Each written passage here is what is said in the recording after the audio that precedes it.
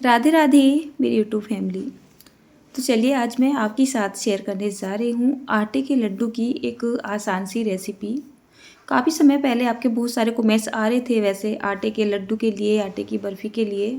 तो मेरा तो बीच में काफ़ी लंबा गैप लग गया है, फिर मैंने सोचा चलिए अब ना बना ही देती हूँ। मूड थोड़ा सा ऑफ है, थोड़ा सा नहीं है, बहुत ज़्यादा है। चलिए कोई बात नहीं, ये अब क्या बात करूँ मैं इसके बारे में। सिंपली लड्डू बनाने की रेसिपी शेयर करती हूँ आपके साथ। बातें तो ख़त्म होने का नाम ही नहीं ले रही है, दिमाग में न जाने क्या क्या चल रहा है। अब देखिए यहाँ भी मैंने कुछ तैयारी तो कर ली है और कुछ मैं साथ की साथ ही करती चली जाऊँगी। सबसे पहले तो मैंने यहाँ पर परात में छाना है गेहूँ का आटा और उसके बाद यहाँ पर एक नारियल ले लिया था और ये नारियल होगा करीब 250-300 ग्राम के जितना नारियल होगा, जो सूखा गोला बोला जाता है हमारे इधर, उसको मैंने कद्दूकस कर लिया था और थोड़ा सा गुड़ वगैरह भी ले लिया है। तो जैसे ये कढ़ाई रख दी है, लड्डू ज़्यादा ही क्वांटिटी में बन रहे हैं तो आज मैंने बड़ी वाली कढ़ाई रख ली है और इसमें 1 चम्मच के जितना मैंने घी डाल दिया है। उसके बाद मैं आपको ये सूखा नारियल यानी कि जो गोला होता है ना, मेरी ज़बान बहक रही है थोड़ी सी, उसके लिए सॉरी, मतलब इसको ना कद्दूकस कर लिया था। तो हमें क्या करना है, गैस का फ्लेम एकदम लो कर देना है और यहाँ पर ये घिसा हुआ गोला डाल लेना है। इसको करीब 1 से 2 मिनट के लिए हमें भून सा लेना है। अब ये जो सूखा नारियल होता है ना, और जब हम इसको घिस लेते हैं तो इसमें क्या होता है, जैसे हम इसको लड्डू वगैरह में डालेंगे, अगर हम इसको भूनेंगे नहीं तो ये ना दांतों में अंदर घुस सा जाता है एक तरीके से। मतलब जो बुज़ुर्ग लोग होते हैं वो तो खा ही नहीं पाते हैं और टेस्ट भी थोड़ा अच्छा सा नहीं लगता है। तो बस इसको 1 से 2 मिनट के लिए भून लेना है। इससे एक तो इसका कच्चापन सा निकल जाता है और दूसरा नहीं, क्रिस्पी हो जाता है। अब इसके जो तिनके से हमारे दांतों में अटकते हैं ना, वो नहीं अटकेंगे। बस इतना भून के इसको साइड में निकाल देना है। चलिए, जैसे सूखा नारियल तो भून के तैयार हो चुका है। अब मैंने ये सेम ही कढ़ाई ले ली है और इसमें फिर से हम घी डाल देंगे। तो फिलहाल मैं यहाँ पर डाल रही हूँ 2 बढ़िया सा चम्मच भर के घी। अगर आपको ऐसा लगे कि घी की और ज़रूरत है तो आगे जाके डाल लेंगे, बाकी अगर इसी से काम चल जाएगा तो बस यही घी डालेंगे। वैसे भी घर में घी भी ख़त्म ही हो रहा है। मैं चाह रही हूँ कि इस तरीके की चीज़ें मैं कम से कम ही इस्तेमाल करूँ और मेरी रेसिपी भी जो है कंटिन्यू मतलब चलती रहे, थोड़ा माइंड में ये भी चल रहा है। अब जैसे ये घी था, इसमें मैंने डाल लिया है जो है छना हुआ आटा। मैं बोलते बोलते ना भूल सा रही हूँ। अब मैं थोड़ी सी आपको इसकी मोटी मोटी सी क्वांटिटी बताती हूँ। जो नारियल था मैंने आपको बताया है वो था करीब 200-250 ग्राम का, 300 ग्राम तक हो सकता है वो। उसके बाद जो घी है टोटली मेरा गया है लगभग यहाँ पर 50 से 100 ग्राम के जितना टोटली जाएगा, इससे ज़्यादा नहीं जाएगा। और ये जो आटा है ये गया है करीब 500 ग्राम के जितना, ठीक है ना। तो हमें क्या करना है, इसको भून लेना है। भूनना कितनी देर है, कम से कम आप इसको 8 से 10 मिनट के लिए लगातार चलाते हुए भूनते रहिए। आपने कभी सत्यनारायण जी का प्रसाद बनाया होगा ना, उसमें कसार बनाया जाता है और आटा भुना जाता है, तो इसी तरीके का हमें आटा भून के तैयार कर लेना है। यहाँ पर मेरी हेल्प कर रही है मेरी जेठ की लड़की निकिता। तो आजकल ये मेरे घर में मतलब मेरा क्या है, इन्हीं का घर है, बच्चों का ही घर है ये, तो मतलब हेल्प करवा देती हैं मुझसे। काम वगैरह नहीं हो रहा है तो ये हेल्प करने के लिए आ जाती है। तो बीच बीच में मुझे थकान सी हो जाती है या मन नहीं करता है तो ये ना थोड़ा भाग दौड़ थाम लेती है। काम भी करना ज़रूरी है ना, इसी वजह से। देखिए जो आटा है ना, इसका कलर कुछ इस तरीके से हो चुका है, जैसे हम बेसन को भूनते हैं और उसका कलर पीला पीला होता है, यानी गोल्डन कलर का होता है। इतना हमें भून लेना है। घी की यहाँ पे ज़रूरत नहीं पड़ी थी। इसको उतार के साइड में हम रख देते हैं। अब यहाँ पर देखिए मैंने एक पैन ले लिया है और गैस को ऑन कर देते हैं। पहले गैस का फ्लेम एकदम लो करेंगे और यहाँ पर मैं ले रही हूँ गुड़। तो जैसे करीब 500 ग्राम के जितना मेरा गेहूँ का आटा था, तो इतना ही लगभग में मैंने ये गुड़ ले लिया है और गुड़ को मैंने चाकू से छोटे छोटे टुकड़ों में ना कट कर लिया था।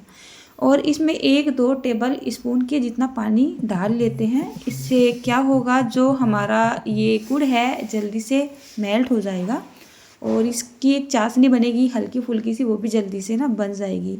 तो इसको ना इस तरीके से आप चलाते रहिए और इसको अच्छे से मेल्ट हो जाने दीजिए। करीब 6 से 7 मिनट का टाइम लगेगा और आपको यहाँ पर दिखाई देगा जो गुड़ है अच्छे से मेल्ट हो चुका है। इसमें बारीक बारीक ना बबल बनते आ रहे हैं। थोड़ी सी देर इसको और पका लेते हैं। तो यहाँ पर सारा का सारा गुड़ लगभग में पिघल के तैयार हो चुका है। इसमें हमें तार नहीं बनाना है। अगर आपने यहाँ पर इसमें तार बना दिया तो जो लड्डू है ना वो हार्ड हो जाएंगे, खाए नहीं जाएंगे, एक तरीके से हथौड़े से तोड़ने पड़ेंगे। तो बस जब तक ये गुड़ नहीं घुलता है ना, जब तक ही इसको पकाना है, ज़्यादा नहीं पकाएंगे। तो बिल्कुल परफेक्ट तैयार हो रही है। अब हमें क्या करना है, गैस को ऑफ कर देना है। हमारे इधर गुड़ साफ़ सुथरा आता है, इसमें तिनके वगैरह ना कम आते हैं। अगर आपको ऐसा लगे ना कि आपके गुड़ में तिनके वगैरह है तो आप इसको ना छान के ही डालिएगा। अगर हमारे इधर के जैसा गुड़ आता है तो उसको छानने की ज़रूरत नहीं पड़ेगी। अब जो हमारा घिसा हुआ सूखा नारियल था और जो आटा मैंने भून के तैयार किया था, इसको मैंने एक बड़ी सी थाली में निकाल लिया है। थाली में निकालने के बाद मैंने ये चाशनी यहाँ पर डाल दी है। अब चाशनी डिपेंड करती है कि इसमें कितनी चाशनी जाएगी। हो सकता है थोड़ी बहुत चाशनी आपकी बच जाए, हो सकता है सारी यहाँ पे लग जाए। मेरी बहुत हल्की फुल्की सी चाशनी बच गई थी। इतनी चाशनी से मुझे ऐसा लग रहा था कि लड्डू अच्छे से बाइंड हो जाएंगे। इसमें जो चाशनी डाली जाती है वो इस वजह से डाली जाती है कि जो लड्डू है वो आसानी से बाइंड हो जाए। अच्छा, मैं आपको एक बात और बताती हूँ। अगर आप नहीं चाहते हैं यहाँ पर गुड़ वाली चाशनी को डालना, तब आपको क्या करना है, जैसे आटा भी भून लिया है, सूखा नारियल भी भून लिया है, इसमें आप अपनी पसंद के और भी ड्राई नट्स वगैरह डाल सकते हैं।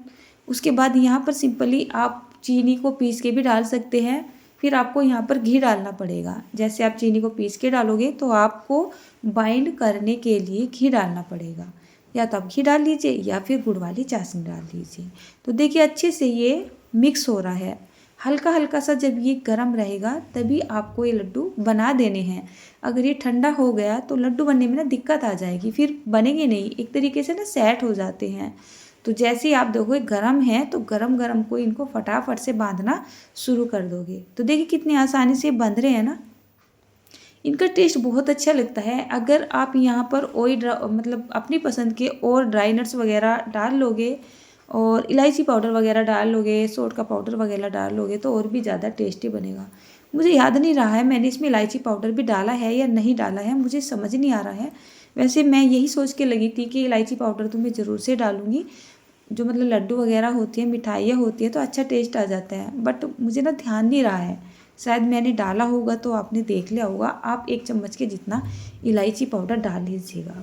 बस यहाँ पर देखिए आसानी से लड्डू बन चुके हैं। घर में प्रॉब्लम चल रही है तो क्वांटिटी कम ही बना रही हूँ चीज़ों की। साथ में मैं ये भी सोच रही हूँ कि जो भी कुछ घर में सामान है उसी से मेरी रेगुलर रेसिपियाँ बनती रहे, बाज़ार से ना लाना पड़े। थोड़ा बजट भी बन के नहीं आ रहा है, थोड़ा मूड भी बन के नहीं आ रहा है। तो इसी वजह से रेसिपी में जो भी चीज़ें बनाती हूँ उनकी क्वांटिटी कम बनाती हूँ, बट आपको बिल्कुल सही मेजरमेंट देती हूँ मैं, ठीक है ना। आप भी इन लड्डू को बना सकते हैं। ये बिना फ्रिज के भी रुक जाते हैं, ख़राब नहीं होते हैं जल्दी से और खाने में बहुत ही ज़्यादा टेस्टी लगते हैं। तो आज की ये लड्डू की रेसिपी अगर आपको पसंद आई हो तो आप इस रेसिपी को लाइक कर सकते हैं। और हाथ जोड़ के निवेदन है आपसे, थोड़ी सी भी रेसिपी अच्छी लगे तो आप इस रेसिपी को शेयर भी कर सकते हैं। इस टाइम मुझे ज़रूरत है आप सभी की। तो चलिए, ये जो थोड़ी सी चाशनी बची है ना, मैं आपको ये बता रही थी, अगर ये चाशनी बच गई है तो आपको क्या करना है, चाहे आप चाय बना लो, दूध बना लो।